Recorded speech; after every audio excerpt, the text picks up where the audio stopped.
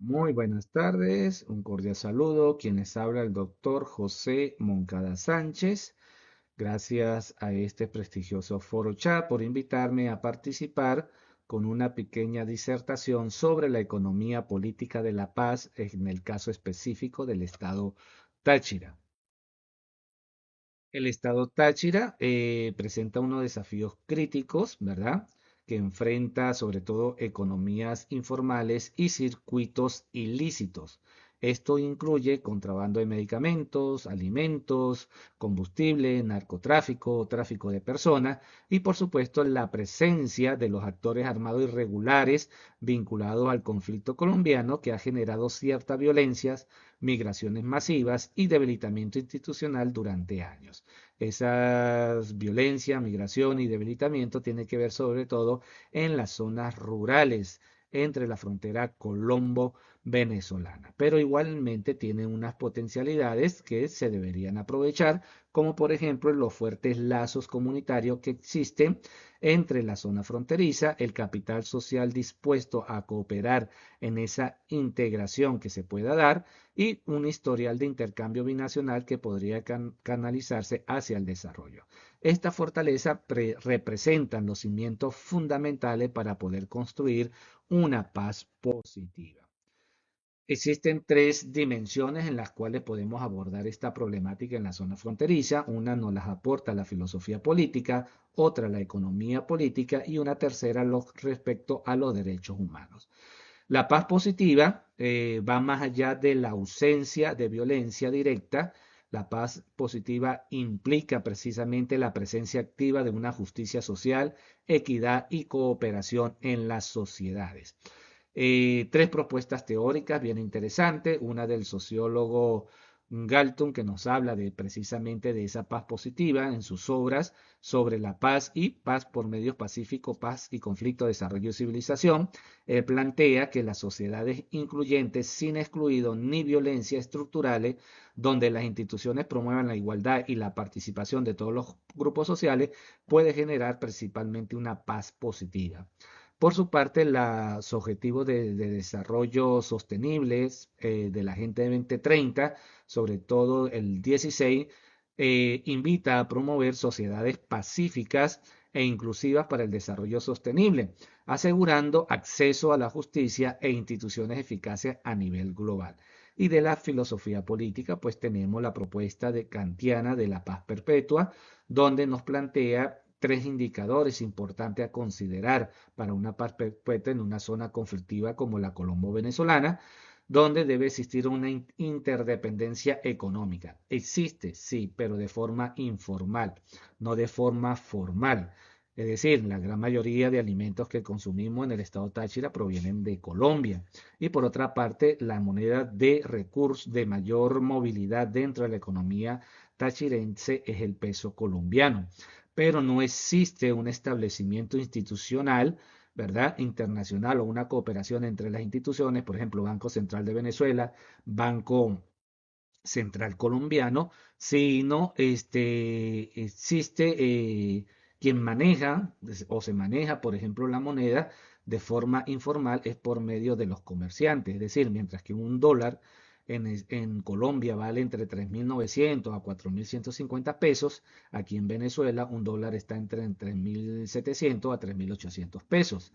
Entonces no hay unas políticas monetarias entre los países para poder estabilizar lo que es el uso de la moneda en el caso del territorio venezolano.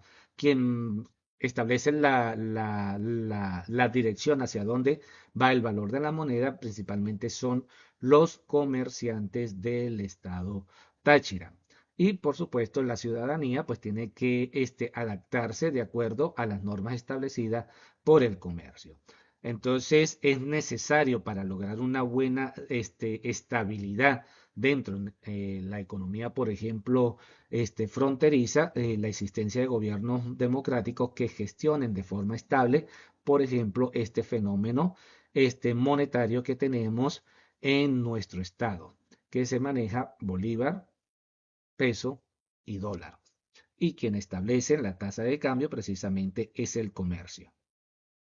Por otra parte, la segunda dimensión pues tiene que ver con la economía política, Eh, Aunque no existe una guerra, viendo las características de una economía de guerra, la zona fronteriza se ubica dentro de este paradigma. Y tenemos que caminar de una economía de guerra hacia una economía de paz. Esa economía de guerra implica ilegalidad, violencia como medio de lucro, exclusión de grandes sectores poblacionales y eso realmente pues existe en la zona fronteriza. El comercio no es formal, es ilegal. El pasar mercancías pues se pasa por el puente internacional Simón Bolívar. Otros tipos de mercancía pasan por lo que se conoce como las trochas. Quienes manejan las trochas son los grupos irregulares, entre ellos el Tren de Aragua, la- el- el- las guerrillas. Todos tienen ellos pues una distribución allí, en cuanto al uso de las trochas, en fin. Entonces, estamos precisamente no de forma formal o decretada una economía de guerra, pero la economía en la frontera funciona de esa manera. Entonces es necesario una transformación. Hay que desmantelar incentivos económicos del conflicto y reemplazarlo por incentivos de cooperación y eso nos llevaría a una economía de paz que implicaría actividades legales, inclusivas y productos que beneficien principalmente a la sociedad. Por supuesto, también es importante la inclusión de instituciones económicas inclusivas, es decir, instituciones que puedan generar la prosperidad compartida y puedan sostener las instituciones políticas más inclusivas, creando un círculo virtuoso que desincentiva la usurpación violenta del poder, es decir, que el Estado haga presencia específicamente en lo que es esta zona fronteriza que cumple la función con las cuales existen dentro de una nación. En las regiones fronterizas convulsas como la nuestra, se requiere integrar el territorio al desarrollo nacional e internacional de forma equitativa mediante políticas de desarrollo territorial que anclen la economía local a cadenas productivas lícitas. Y en este caso, pues la paz positiva pues demanda eliminar las violencias estructurales como la pobreza extrema o la marginación económica, que puedan considerarse formas de violencia que socaven la paz y en la frontera vemos muchos casos de eso. Por ejemplo, entre la ciudad de Ureña y la ciudad de Cúcuta, lo único que la divide ambas ciudades es un río y son zonas totalmente marginales de una pobreza extrema. No, el paso de un lado a otro, pues es como si no existiera una frontera. Entonces es importante en este caso, en esta paz positiva en la cual es un deber ser o es la parte utópica en la cual se desearía, pues hay que eliminar esas violencias estructurales que está conformada por la pobreza externa y la marginación económica. Y el tercer elemento o dimensión para poder entender una economía de paz en la frontera están los derechos humanos, fundamento de la paz sostenible. En primer lugar, pues hay que trabajar sobre la seguridad humana. Hay que ampliar la noción tradicional de seguridad para incluir la seguridad económica, la seguridad social, la seguridad alimentaria, sanitaria y ambiental de las personas. Esto es un asunto bien interesante. La economía del estado Táchira se mueve, sí, hay una circularidad de bienes y servicios, una circularidad monetaria, pero como les vuelvo a decir, esto depende precisamente de cómo se mueva el manejo de las diferentes o tres tipos de divisas. Cualquier bien que usted pueda adquirir tiene que ser algún tipo de divisa, más no en bolívares, en fin, y eso pues lleva a una inseguridad económica. La seguridad alimentaria, de alguna manera, pues en los momentos de crisis del año 2015 a 2017, pues fue restituida precisamente por productos colombianos y más cuando hubo la apertura de la frontera, cuando hubo cierre de frontera, se trabajaba o se hacía todo el proceso por medio de lo que se nombré hace unos momentos, lo que eran las trochas, donde pasaban precisamente los bienes de alimentarios que se necesitan. Y a nivel sanitario, por ejemplo, en nuestro caso, los bebés, los niños para su proceso de vacunación. La gran mayoría de madres viajan a Cúcuta, sobre todo a Villa del Rosario, que es la ciudad más próxima a la frontera, a los diferentes organismos de salud pública de Colombia para aplicarles las vacunas correspondientes a los infantes. Entonces es necesario en la zona fronteriza crear esa seguridad humana, pero no solamente de un lado, sino que exista lo que comenté anteriormente, la cooperación interinstitucional y entre ambos países para que se pueda dar una seguridad dentro de lo que es la frontera. Por otra parte, es importante combatir la impunidad, reparar a las víctimas y reformar las instituciones de justicia y seguridad en sociedades post-conflicto.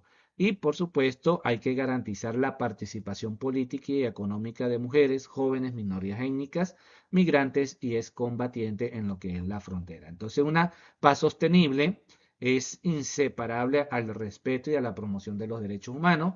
Sin voluntad política para garantizarlo, pues la iniciativa de desarrollo y seguridad quedan totalmente incompletas. Entonces, economía política, filosofía política y derechos humanos son tres dimensiones necesarias para poder trabajar y hacer planteamientos a lo que es una economía para la paz sostenible e inclusiva dentro de lo que es la frontera colombo-venezolana.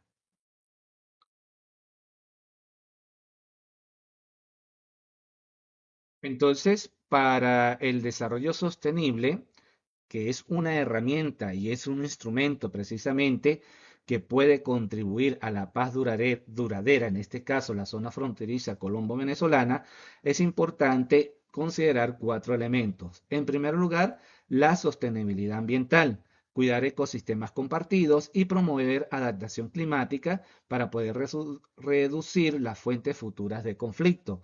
En este caso, por ejemplo, la Universidad Nacional Experimental del Táchira, a través del Departamento de Ingeniería Ambiental, se hace trabajo en conjunto con algunas universidades públicas y privadas del norte de Santander, precisamente para lo que es el resguardo de las fuentes de, de, de las fuentes de corrientes hidráulicas, de tal manera para poder mantener lo que es el servicio de acueductos a ambas regiones fronterizas. Eso por allí. Por otra parte, es importante la inclusión económica, donde un crecimiento que pueda existir en la zona pueda beneficiar a todos los sectores, especialmente a aquellos grupos que son históricamente excluidos. Hay zonas, hay campamentos donde están comunidades indígenas, por ejemplo, como los yupas, que han sido movilizados a través de la presencia de los grupos irregulares en sus zonas de hábitat normal. Están las grandes zonas donde se alojan grandes masas de migrantes, sobre todo de Venezuela hacia Colombia, de bajos recursos, en fin. Por otra parte, es necesario una participación ciudadana, el empoderamiento de las autoridades locales y la sociedad civil en lo que es la planificación y en la ejecución. Hace poco se realizaron algunas actividades y una de las críticas que se hacía que la mayoría de políticas a implementarse en las fronteras venían de los gobiernos centrales, Caracas, Bogotá, pero realmente no contaban con la participación o el empoderamiento de las autoridades locales y la sociedad civil, que eran los que realmente conocían la realidad de la frontera. Y por eso es necesario una articulación institucional, una coordinación multinivel entre los gobiernos nacionales, regionales y locales que puedan atender específicamente las realidades que se dan, sobre todo de aguas de abajo hacia arriba, en vez de agua de arriba hacia abajo. Por ejemplo, algunos docentes de las fronteras, muchos de nuestros estudiantes del estado Táchira, Ureña y San Antonio, los niños van a ir a estudiar al lado colombiano. Entonces, la forma de atención, las políticas emanadas desde Bogotá, son políticas a veces que no coinciden con la realidad colombo-venezolano, porque el niño que va a formarse allá es de cultura venezolana, es diferente a la cultura colombiana, a pesar de que se divide por un río que marca la frontera, pues realmente existen ciertas diferencias culturales. Entonces es necesario esa articulación institucional. Entonces, para un desarrollo sostenible, que es importante para una paz duradera, entonces hay que mantener sostenibilidad ambiental, inclusión económica, participación comunitaria y articulación institucional.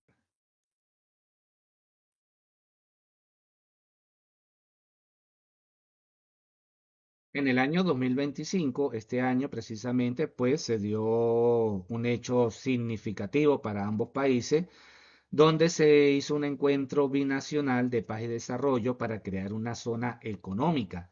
Esta iniciativa fue precisamente acordada por el gobierno de Colombia y Venezuela para convertir los territorios fronterizos, norte de Santander, Táchira y el estado Zulia, en un espacio compartido de desarrollo inclusivo. En el marco institucional conjunto, pues se establecieron equipos de trabajo binacionales, puntos focales para coordinar y seguimiento técnico a los compromisos adquiridos. En el área de desarrollo a considerar dentro de esta zona económica está el comercio y la agroindustria, el turismo y la cultura, la educación y la salud y la diversificación productiva.